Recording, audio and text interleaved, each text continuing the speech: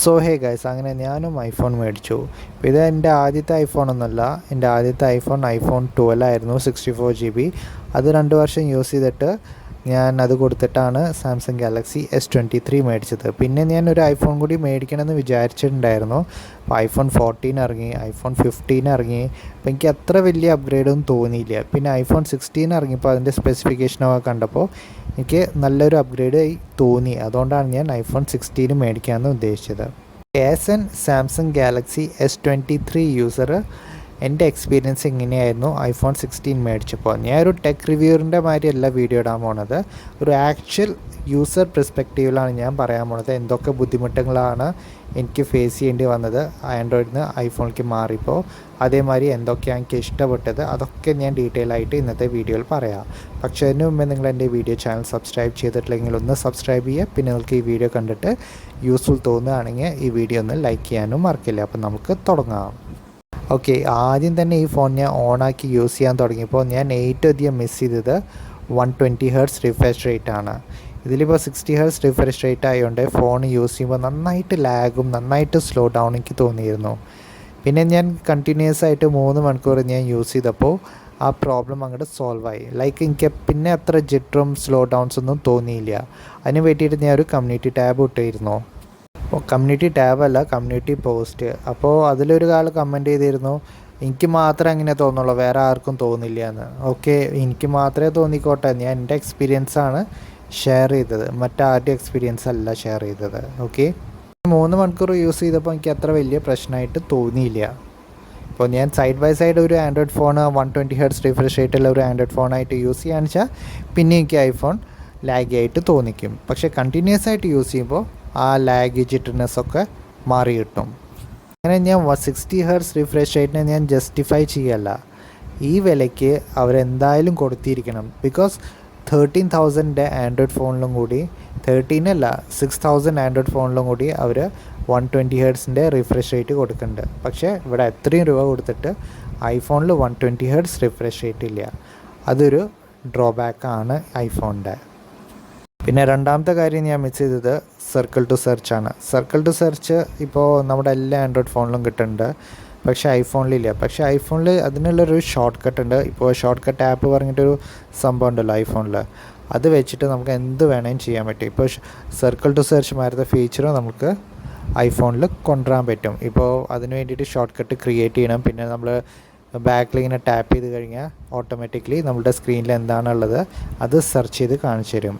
അപ്പോൾ അതിന് വേണ്ടിയിട്ട് ഞാൻ പിന്നെ ഒരു വീഡിയോ ഉണ്ടാക്കാം, അതെങ്ങനെയാണ് ആ ഷോർട്ട് കട്ട് ഉണ്ടാക്കാമെന്ന്.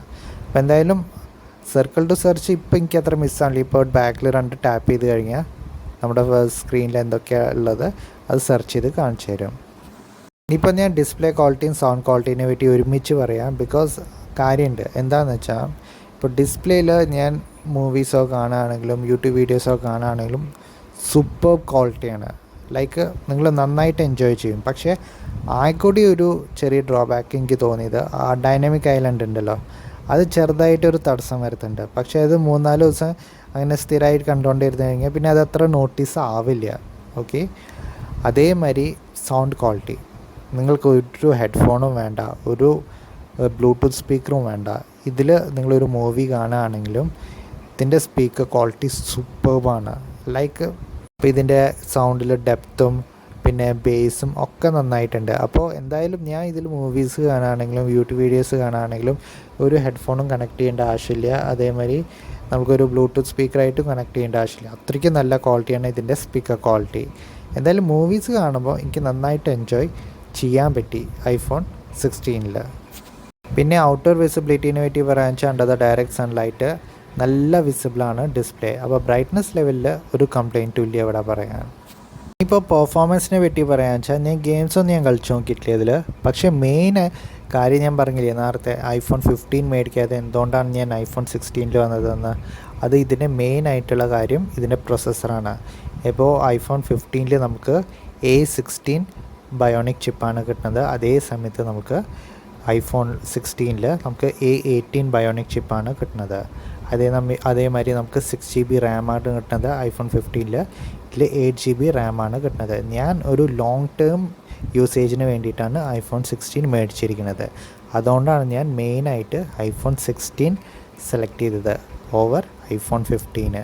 ഒരു 10,000 വ്യത്യാസം ഉണ്ടായിരുന്നു. ഇപ്പോൾ നിങ്ങൾ ഐഫോൺ 15ഉം ഐഫോൺ 16ഉം കൂടി സൈഡ് ബൈ സൈഡ് വെച്ച് യൂസ് ചെയ്യുകയാണെന്ന് വെച്ചാൽ നിങ്ങൾക്ക് വലിയ വ്യത്യാസമൊന്നും അറിയില്ല പെർഫോമൻസിൽ.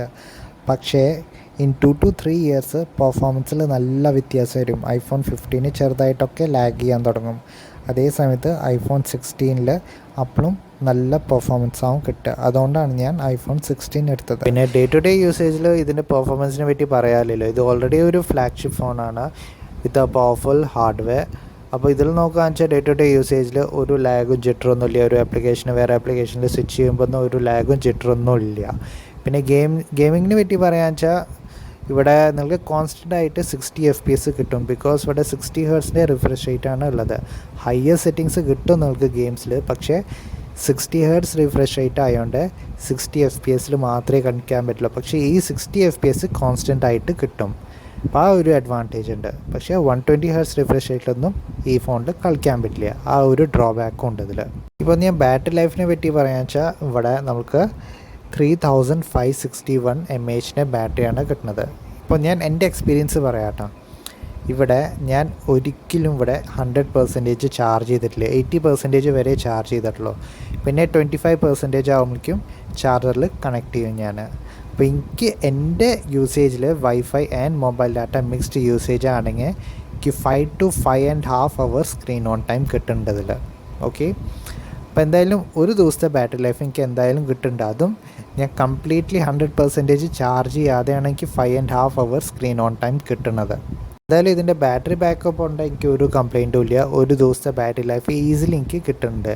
അതും ഞാൻ ഫുൾ ചാർജ് ചെയ്യാതെ. ഇവിടെ 25 to 80% ആണ് ഞാൻ ചാർജ് ചെയ്യുന്നത്. എന്നിട്ടും എനിക്ക് 5.5 hours സ്ക്രീൻ ഓൺ ടൈം കിട്ടുന്നുണ്ട്. അപ്പോൾ ആലോചിച്ച് നോക്കുക, 100% ചാർജ് ചെയ്തിട്ട് ഒരു 5% വരെയും ഞാൻ ഡ്രെയിൻ ഔട്ട് ചെയ്യുകയാണെന്ന് വെച്ചാൽ എനിക്കൊരു ഒരു 6.5 to 7 hours എൻ്റെ യൂസേജിൽ എനിക്ക് സ്ക്രീൻ ഓൺ ടൈം കിട്ടേണ്ടതാണ് ഇതിൽ. ഓക്കെ, അപ്പോൾ ഇതായിരുന്നു എൻ്റെ experience with the battery life. Camera ക്വാളിറ്റീനെ പറ്റി പറയാമെന്ന് വെച്ചാൽ എനിക്ക് കുറച്ച് കാര്യങ്ങൾ പറയാനുണ്ട്. അപ്പോൾ ഞാൻ ഇവിടെ സാംസങ് ഗാലക്സി S23 ആണ് യൂസ് ചെയ്യുന്നത്. അതേസമയത്ത് മോട്ടോറോള Edge 60 Pro ആണ് യൂസ് ചെയ്യുന്നത്. അതും മോട്ടോറോള Edge 60 Proയിൽ ഞാൻ നാച്ചുറലല്ല, കുറച്ചുകൂടി വൈബ്രൻറ്റ് കളേഴ്സിലാണ് ഷൂട്ട് ചെയ്യണത്. അപ്പോൾ ഞാൻ ഐഫോൺ എടുത്തിട്ട് ആദ്യം തന്നെ ഫോട്ടോ ക്ലിക്ക് ചെയ്തപ്പോൾ സത്യം പറയാലോ നന്നായിട്ട് ഡിസപ്പോയിൻറ്റഡ് ആയി. ഭയങ്കര വാഷ്ഡ് ഔട്ടായ ഫോട്ടോസാണ് വന്നിരുന്നത്.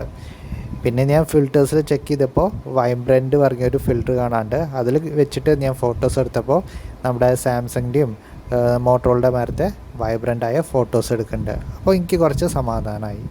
പിന്നെ ഞാൻ മെയിനായിട്ട് നിങ്ങൾക്ക് എല്ലാവർക്കും അറിയുന്നുണ്ടാവും, ഈ ചാനൽ ഫോളോ ചെയ്യുന്ന ആൾക്കാർക്ക്, എനിക്ക് പോർട്രേറ്റ് ഷോട്ട്സ് ഭയങ്കര ഇഷ്ടമാണ് എടുക്കുന്നത്.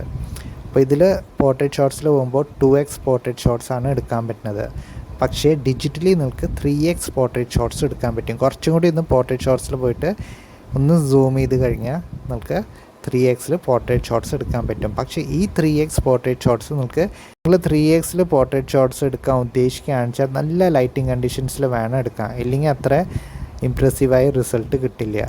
ഓക്കെ, പിന്നെ ഇതിൻ്റെ വൈഡ് ആംഗിൾ ക്യാമറേനെ പറ്റി പറഞ്ഞില്ലേ, ഞാൻ വൈബ്രൻറ്റിൽ വെച്ചിട്ടാണ് ഫോട്ടോസ് എടുക്കാറ്. പിന്നെ ഇതിൻ്റെ അൾട്രാ വൈഡ് ക്യാമറയിലും അത്യാവശ്യം നല്ല ഡീറ്റെയിൽ ഇമേജസ് വരുന്നുണ്ട്. പക്ഷേ ഞാൻ ആകെ കൂടി ഡിസപ്പോയിൻറ്റഡ് ആയത് ഇതിൻ്റെ ഫ്രണ്ട് ക്യാമറയാണ്. ഇപ്പോൾ എൻ്റെ അടുത്ത് സാംസങ് ഗാലക്സി S23 ഉണ്ട്, മോട്ടോറോള Edge 60 Pro ഉണ്ട്. അത് വെച്ച് കമ്പയർ ചെയ്യുമ്പോൾ ഇതിൻ്റെ ഫ്രണ്ട് ക്യാമറ എനിക്ക് അത്ര ഇഷ്ടപ്പെട്ടിട്ടില്ല.